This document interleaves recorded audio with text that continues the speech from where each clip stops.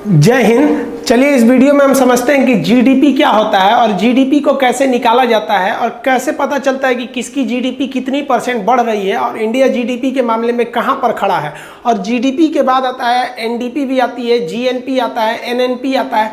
ये सब चीज़ें क्या होती हैं और इकोनॉमिक्स पर इसका क्या प्रभाव पड़ता है और चाइना जो है वो जीडीपी में कितने नंबर पर और इंडिया जीडीपी में कितने नंबर पर। अगर हम जीडीपी की बात करें तो हम लोग 6वें 7वें नंबर पर आते हैं, लेकिन पीपीपी के मामले पे हम 3वें नंबर पर चले जाते हैं। तो इसमें क्या अंतर है इसे समझते हैं हम लोग। पहले तो आप जीडीपी की परिभाषा समझिए। जीडीपी में 4 चीजों का ही ध्यान रखा जाता है। सबसे पहला होता है राजनीतिक सीमा, यानी आपको अपने सीमा में रह के ही आपको जीडीपी निकालना है। जैसे कोई चीज अगर राजस्थान में बन रही है तो उसे आप मध्य प्रदेश के जीडीपी में शामिल नहीं कर सकते हैं, वो राजस्थान के ही जीडीपी में जाएगी।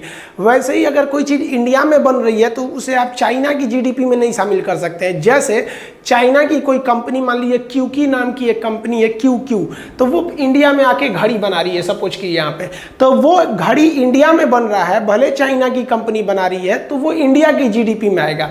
तो जो भी जीडीपी होती है वो एक राजनीतिक सीमा के अंडर में ही आती है जीडीपी, और 1 साल के लिए अमूमन जीडीपी को निकाला जाता है। इसमें 2 जगह आदमी फंसता है, वस्तु एवं सेवाओं को शामिल किया जाता है और उनका अंतिम मूल्य शामिल किया जाता है। तो सबसे पहले हम अंतिम मूल्य समझते हैं, किसी चीज के अंतिम मूल्य क्या होता है, फिर वस्तु और सेवा समझेंगे, फिर राजनीतिक सीमा समझेंगे। अंतिम मूल्य उसे कहते हैं, ये लास्ट कॉस्ट जो होता है, लास्ट प्राइस, जो जिसका हम पैसे देते हैं। कोई भी चीज कई कंपोनेंट से मिलकर बनी होती है, जिसे हम पहली, दूसरी या तीसरी चीज कहते हैं, लेकिन लास्ट जिसका हम पेमेंट देते हैं उसे हम अंतिम मूल्य कहते हैं। जैसे आप कोई लैपटॉप खरीदते हैं तो लैपटॉप ऐसे थोड़ी हो जाता है। इस लैपटॉप के अंदर सबसे मेन चीज जो होता है, इसका प्रोसेसर होता है, कितना फास्ट काम करेगा। अब ज्यादातर लैपटॉप्स में आपको इंटेल कंपनी का एक प्रोसेसर मिलेगा। तो आप बताइए, क्या आप प्रोसेसर खरीदने जाते हैं? आप तो लैपटॉप या कंप्यूटर खरीदने जाते हैं, लेकिन उसमें प्रोसेसर है, तो ये पहली वस्तु है। अब इसमें आपको विंडोज सॉफ्टवेयर मिलेगा। अब विंडोज किसका है? ये माइक्रोसॉफ्ट कंपनी का है। प्रोसेसर इंटेल कंपनी का है और लैपटॉप आपका मान लीजिए डेल कंपनी का है। तो आप जाते हैं खरीदने, तो आप इसका फाइनल पेमेंट देते हैं, अंतिम वस्तु का। डेल ये थोड़ी कहती कि भैया तुम 10,000 प्रोसेसर का दे दो, 2,000 विंडोज का दे दो, अब बाकी हमको दे दो। वो सारा का सारा चीज इसमें इंक्लूड रहता है। इसी को हम कहते हैं अंतिम वस्तु। तो ये हो गया पहली, ये हो गया दूसरी, ये हो गया अंतिम। इसको और एग्जांपल में समझिए कि कोई भी बिल्डिंग वगैरह बनता है तो उसमें ईंटा लगता है, सीमेंट लगती है, मजदूरी लगती है, छड़ लगता है, बहुत सी चीजें लगता है। इन सब को मिलाकर एक बिल्डिंग बनती है।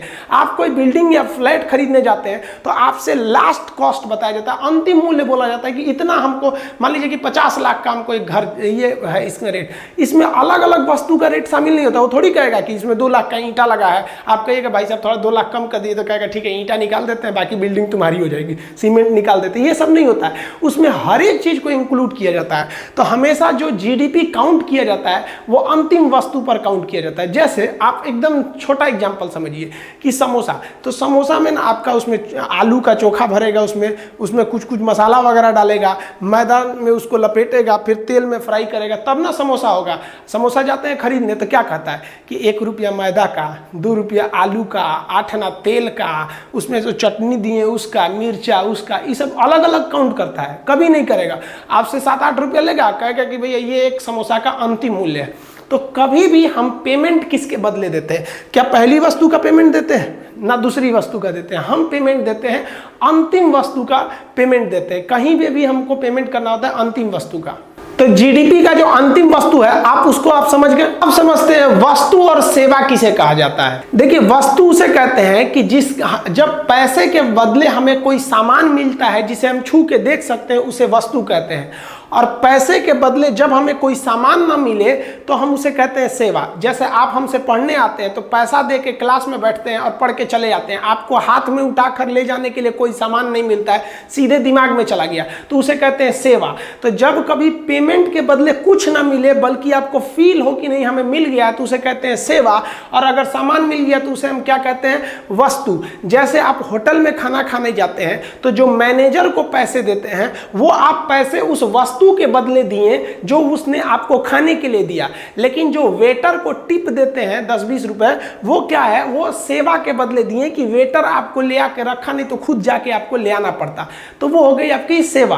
इंडिया में अलग अलग टाइप की वस्तुओं का निर्माण होता है, जैसे कार वगैरह का निर्माण हो गया, इलेक्ट्रिक सामानों का निर्माण हो गया, बिजली घर, कोयला, सीमेंट फैक्ट्री हो गया, मोबाइल बनते हैं, कैमरा बनता है, हर एक चीज के बनते हैं सब। आपके बिल्डिंग इक्विपमेंट में कुदारी, मान लीजिए करनी, बसूले, सब चीज बनते हैं सब यहाँ पे। ये जितनी चीजें बन रही है, जैसे हॉस्पिटल इक्विपमेंट हो गया, उसका ऑक्सीजन सिलेंडर बनेगा, आपका बेड बनता है, वेंटिलेटर बनता है, लाइट्स बनते हैं, ये आपका जो खेती के इक्विपमेंट होते हैं ये भी कहीं ना कहीं फैक्ट्री में बन रहे होते हैं सब। ये दूध बन रहा होता है, कोल्ड ड्रिंक, पेप्सी, ये सब जितनी चीजें हैं ये सब क्या है सब भाई, ये गुड्स है, सब सामान है जिसका उत्पादन इंडिया में हो रहा है। जैसे कपड़ा का उत्पादन हो गया, खेलने वाली चीजों का उत्पादन हो गया, ये सब क्या चीज आ जाते हैं, सब गुड्स हो जाते हैं सब। अब हिंदुस्तान में करोड़ों चीजें बनती हैं सब, इसका ही हिसाब रख लेना जीडीपी कहलाता है। तो जीडीपी में हम केवल वस्तु को तो शामिल करते हैं, साथ ही साथ हम सेवाओं को भी शामिल कर देते हैं। सेवा में देखेंगे तो जितना भी ट्रांसपोर्ट है वो सेवा तो करता है, पैसा लेता है, हमें कुछ देता थोड़ी है। एयर इंडिया के जहाज में बैठेंगे तो क्या जहाजिया दे देगा आपको, दिल्ली से उठा के आपको लखनऊ छोड़ देगा कि पूरा जहाज दे देगा आपको। ट्रेन हो गया, बस हो गया, कोई भी ट्रांसपोर्ट हो गया, वो क्या है, सेवा है, पैसा लेके बदले में हमें यहाँ से वहाँ पहुँचा देता है। बैंकिंग, LIC क्या है, सेवा है। स्कूल, कोचिंग, ये सब की सब क्या है, सब सर्विस सेक्टर है, सब सेवा का चीज हो गया आपका। जितने भी टेलीकॉम कंपनी है, जियो है, आप कहते हैं हेलो तो आपको क्या पहुंचा देता है यहाँ से वहाँ, केवल आपकी आवाज़ को पहुंचा देता है और आपके काम को आसान कर देता है। हालांकि हम सेक्टर्स पे एक अलग भी वीडियो बनाए हैं कि कितने सेक्टर्स के इंडस्ट्री होते हैं, तो ये भी सेवा सेक्टर होता है। ब्यूटी पार्लर में भी देखते हैं ना, यहाँ पे कोई चमगादड़ घुसती है, परी बन के निकल जाती है, तो ये क्या करता है, सेवा बन कर देता है उसका, एकदम बढ़िया से उसका कलर वलर बदल देता है, खूब मेकअप वेकअप करके। सैलून भी क्या है, वो सेवा है। जिम भी क्या है, सेवा है। तो जीडीपी में आप अंतिम वस्तु समझ गए, हमें किस चीज का प्राइस जोड़ना है, अंतिम वस्तु का, और किस किस चीज का। तो वस्तु और सेवा का अब आप सोचिए कि अकेले जियो कितना करोड़ कमाया, एयरटेल कितना कमाया, अमूल दूध वाला, सुधा दूध वाला, सोनी कंपनी वाला, अब बताइए कितनी कंपनियां हैं, वो कितना पैसा कमा रही होंगी। उन सारे के सारे को जोड़िएगा तो आपका क्या आएगा, इंडिया की जीडीपी निकलती है। अभी और कुछ है जीडीपी में, आप समझते हैं राजनीतिक सीमा, एक साल तो समझ में आ ही गया होगा कि साल किसे कहा जाता है। राजनीतिक सीमा क्या होता है, देखिए ये जो नक्शा दिख रहा है ये हमारा भौगोलिक सीमा है, भूगोल के हिसाब से। लेकिन इकोनॉमिक्स इस भूगोल के सीमा से भी बड़े सीमा को मानता है, वो कहता है हमको पॉलिटिकली बाउंड्री चाहिए, राजनीतिक सीमा।